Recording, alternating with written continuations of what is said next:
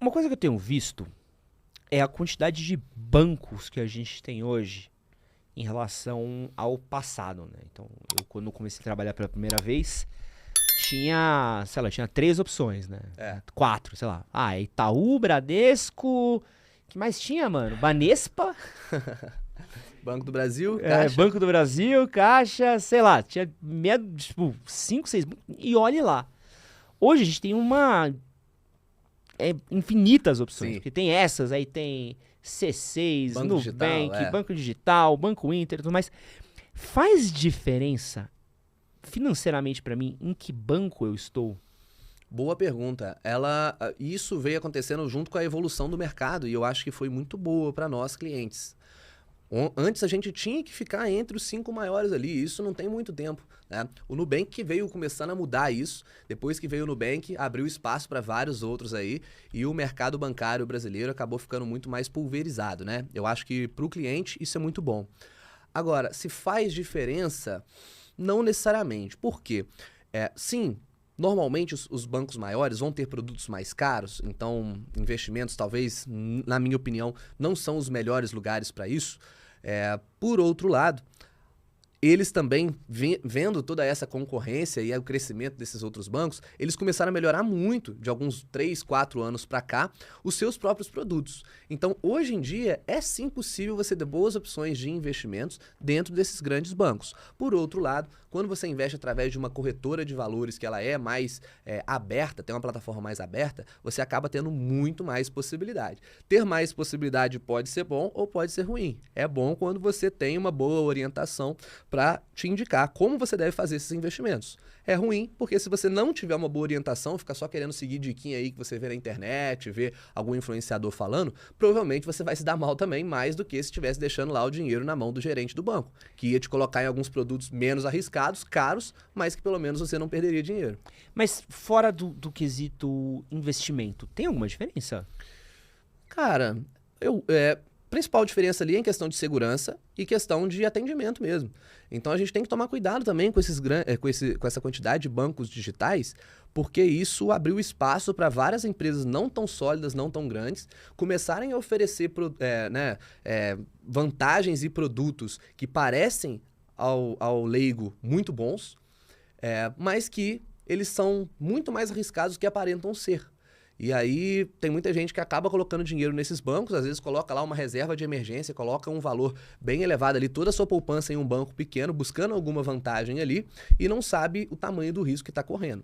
Então, assim, sem fazer nenhuma análise, os grandes bancos acabam tendo essa vantagem também. Essa vantagem de você saber que são instituições sólidas. No Brasil, os bancos são instituições, são das melhores empresas para se investir mesmo, né? Então são empresas muito sólidas, com lucros bilionários ao longo de décadas aí seguidas. Então é muito melhor, querendo ou não, você deixar dinheiro nesses bancos do que colocar em bancos pequenos. Por outro lado, alguns bancos pequenos têm opções muito melhores também. Tem um serviço mais digital, um serviço mais fácil, menos burocracia, e eu pessoalmente gosto muito disso também. Eu acho que assim, pessoalmente, eu aproveito o melhor dos dois mundos. Eu uso no meu dia a dia muito mais bancos digitais, que são mais fáceis, menos burocracia. Agora, se é para deixar um dinheiro numa reserva de emergência, por exemplo, aí eu ainda priorizo uns bancos mais sólidos. E tem alguns produtinhos dentro dos bancos que eles acabam sendo um pouco de um... É o famoso... Hoje em dia tá menos, graças a Deus. Mas acho que só quem já foi num banco sabe quanto que isso era empurrado, né? Então, o famoso PIC, previdência privada, Complicado. até mesmo o investimento. Não, vim investir aqui no CDB via Itaú, via, sei lá, Bradesco, via... Qual desses produtos... Existe algum desses produtinhos que seja realmente vantajoso para quem tá usando? Cara, esses produtos, assim, título de capitalização, por exemplo, é a pior coisa possível. Isso nem deveria ser considerado produto de investimento. Mas eles sempre foram vendidos como se fosse. Então, a pessoa deixa a grana lá e o dinheiro não corrige nem pela inflação, normalmente é a TR ali. Você vai retirar a mesma coisa com uma promessa de que talvez vai ter um sorteio lá que você vai ganhar. Cara, não é loteria. A gente quer que o nosso dinheiro, pelo menos, corrija pela inflação, senão ele está perdendo valor. Exato. O problema da previdência privada já se torna outro, né? O problema da previdência privada é que as taxas normalmente são muito elevadas. Então, tem muita previdência de grandes bancos que eles deixam lá o seu dinheiro investido só em Tesouro Selic, por exemplo. em produtos assim muito simples e estão cobrando 1, 2% ali de administração e mais várias outras taxas ali da própria Previdência, impostos e tudo mais.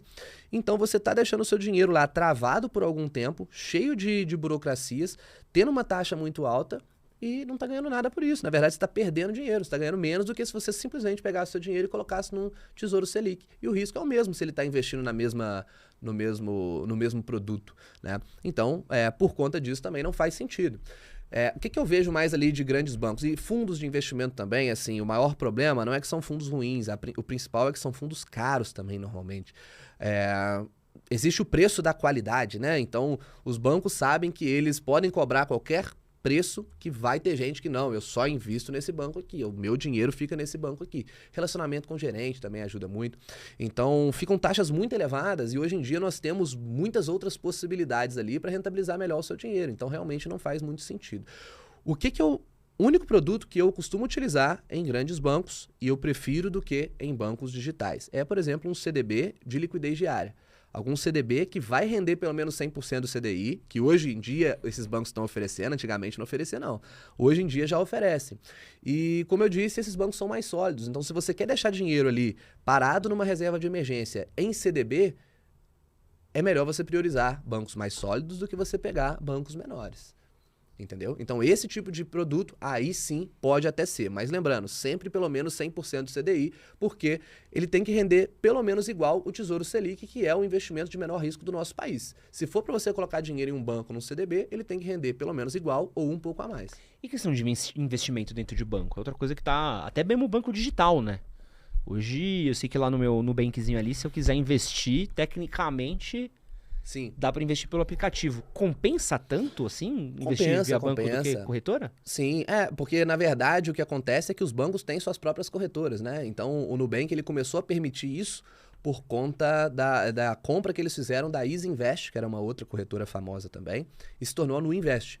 Então, na verdade, o Nubank tem a sua própria corretora agora e é similar. Então, através da Nuinvest, você vai conseguir acessar os produtos, né, ativos similares de ações, fundos imobiliários e tudo, similares a qualquer outra corretora aberta. Então, XP, BTG, o próprio Banco Inter, que tem a sua corretora também, né, são boas corretoras e você consegue investir através deles.